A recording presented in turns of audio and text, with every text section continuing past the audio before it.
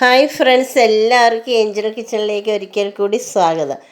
ഞാനിന്നിവിടെ വളരെ ഹെൽത്തി ആയ ഒരു ലഡുവാണ് ഉണ്ടാക്കുന്നത്. അപ്പം നമുക്ക് വീട്ടിലുള്ള സാധനങ്ങളൊക്കെ വെച്ച് വളരെ ഹെൽത്തി ആയിട്ട് കുട്ടികൾക്കും വളരെ വലിയവർക്കൊക്കെ കഴിക്കാൻ പറ്റിയ രീതിയിൽ നല്ല ഒരു ലഡുവാണ്. അപ്പോൾ അതെങ്ങനെയാണ്, എന്തൊക്കെ സാധനങ്ങളാണ് വേണ്ടുന്നതെന്ന് കണ്ടു നോക്കിയാലോ.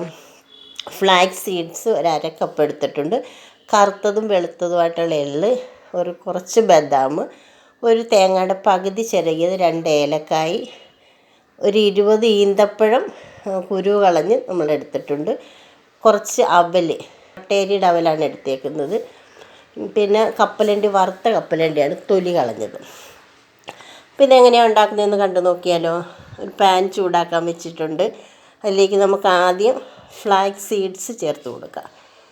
ഇത് ചണവിത്താണ്, നമ്മുടെ സൂപ്പർ മാർക്കറ്റിലെല്ലാം മേടിക്കാൻ കിട്ടും. നമുക്ക് കൊളസ്ട്രോളിനൊക്കെ നല്ലതാണ്. പിന്നെ നമ്മുടെ എള്ള്, 2 സൈസ് എള്ളും ചേർത്തിട്ടുണ്ട്. ഇപ്പം നമ്മുടെ കയ്യിൽ ഒരു സൈസേ ഉള്ളെങ്കിലും കുഴപ്പമില്ല, അതുകൂടെ ചേർത്ത് ഒന്ന് ചൂടാക്കി എടുക്കാം. അതിലേക്ക് ബദാം ചേർത്ത് കൊടുക്കാം. ഈ ബദാം വേണമെന്ന് നിർബന്ധമൊന്നുമില്ല, ബദാമില്ലേ കപ്പലണ്ടി ചേർത്താലും മതി, എന്നാലും ടേസ്റ്റി ആയിരിക്കും. അപ്പോൾ അത് ഒന്ന് നല്ലതുപോലെ വറുത്തെടുക്കണം. ഇത് നമ്മുടെ എള്ളും ഫ്ലാക്സ് സീഡ്സും ഒന്നും കരിഞ്ഞു പോകരുത്. ഈ ഒരു പരുവത്തിന് നമുക്ക് വറുത്തും എടുക്കാം. അതിലേക്ക് നമ്മൾ വറുത്ത കപ്പലണ്ടി ആയതുകൊണ്ട് അതിന് ശേഷം ലാസ്റ്റ് ചേർത്താൽ മതി. കപ്പലണ്ടിയും കൂടി ഇട്ട് ഒന്ന് ചൂടാക്കിയെടുക്കാം. അപ്പം നമ്മുടെ ഇതെല്ലാം ഒന്ന് റോസ്റ്റായി വന്നിട്ടുണ്ട്.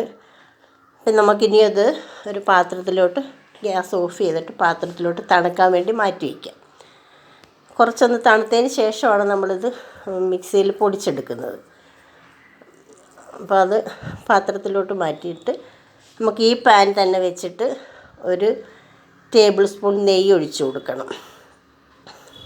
നെയ്യോ ബട്ടറായാലും മതി, ഞാൻ ബട്ടറാണ് എടുത്തത്.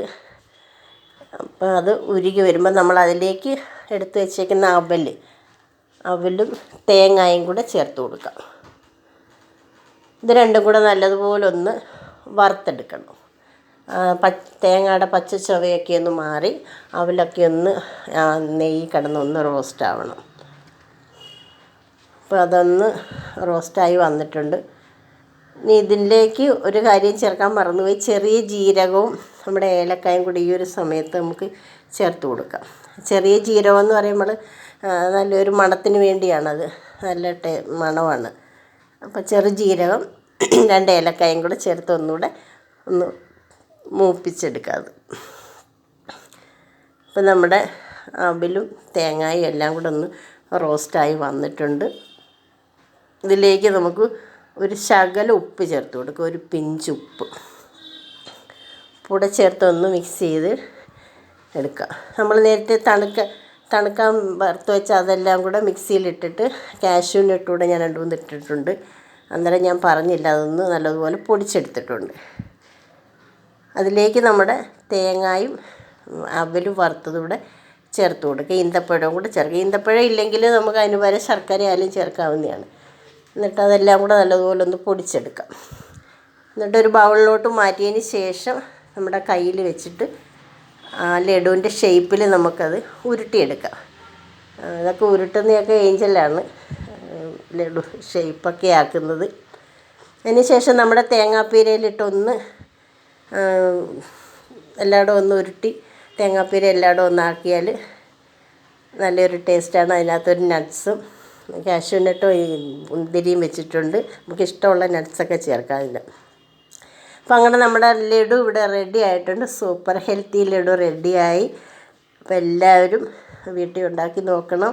കടയിൽ നിന്നൊക്കെ മേടിക്കുന്നതിനെക്കാട്ടി ഒരു വെറൈറ്റി ടേസ്റ്റാണ്. ഞങ്ങളുടെ വീഡിയോ ഇഷ്ടപ്പെട്ടാൽ ലൈക്ക് ചെയ്യുക, ഷെയർ ചെയ്യുക, സബ്സ്ക്രൈബ് ചെയ്യുക.